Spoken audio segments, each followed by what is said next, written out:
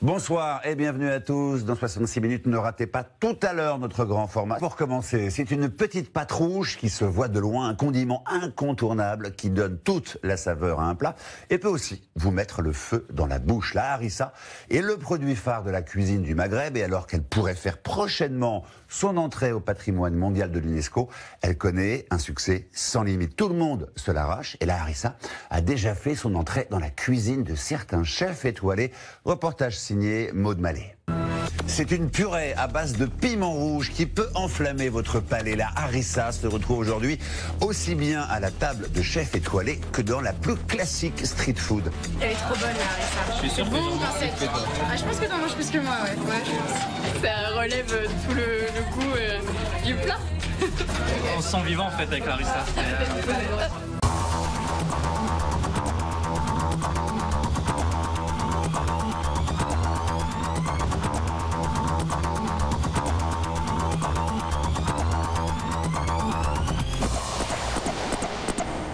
Voyage au pays de l'une des sauces les plus relevées du monde.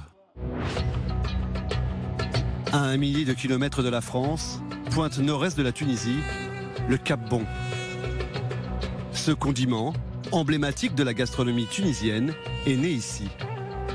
La Méditerranée, le soleil toute l'année et des champs de piments à perte de vue. Voilà l'environnement le plus propice pour fabriquer la meilleure des harissas. Nous sommes là pour l'émission 66 minutes qui est diffusée sur M6. Pour filmer un des emblèmes de la gastronomie tunisienne, la harissa, et donc la fabrication de la harissa depuis les champs de piment jusqu'à la sortie de l'usine aux consommateurs. Dans les champs de piment du Cap Bon, début septembre. À 9 h du matin, le thermomètre affiche déjà 30 degrés et une vingtaine d'ouvrières travaillent depuis l'aube. Pour cette récolte du piment, pendant une période de 2 mois, de mi-août à mi-octobre, accroupies dans les champs, elles ramassent les piments un par un et elles chantent pour se donner du courage car le travail est délicat. Et surtout, le chant appartient au leader tunisien de la harissa en conserve.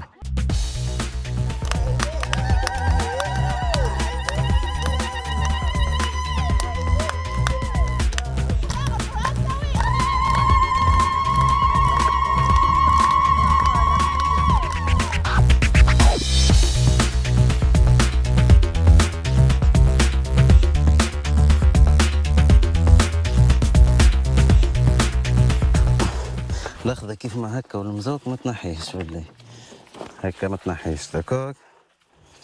En fait, il faut ramasser des fruits mûrs à 100%. Hein. Donc voici les fruits mûrs et très bien rougis, couleur rouge vif. Ce piment de la variété Beldi se caractérise par sa forme allongée de 15 cm.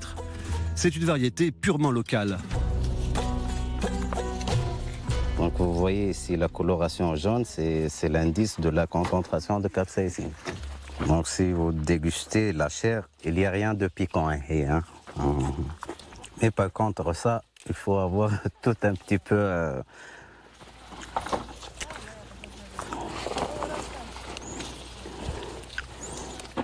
C'est trop piquant quand même.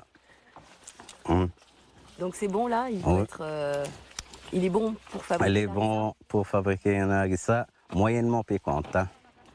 Les piments sont ensuite acheminés par camion dans le centre du pays pour être transformés. Depuis les années 40, la majeure partie de la harissa est fabriquée de façon industrielle dans des usines comme celle-ci. 500 tonnes de piments frais sont transformés chaque jour. Contrairement à la harissa artisanale, ils sont cuits à haute température afin d'obtenir une purée de piment pur. On contrôle le piquant tout au long de la chaîne. On contrôle dans l'échantillonneur, on contrôle ici.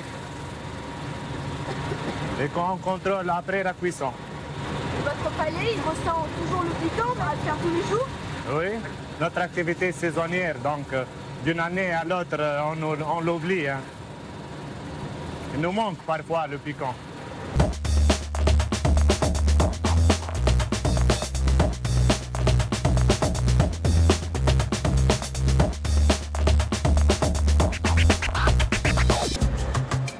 recette, les ingrédients restent les mêmes.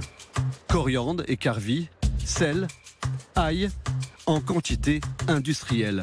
Chaque jour, cette usine produit l'équivalent de 300 tonnes d'harissa, conditionnées en tubes ou en boîte. La France est le deuxième plus gros importateur d'harissa dans le monde. 4000 tonnes en 2020, un marché sans cesse en forte croissance. Alors forcément, ça donne des idées.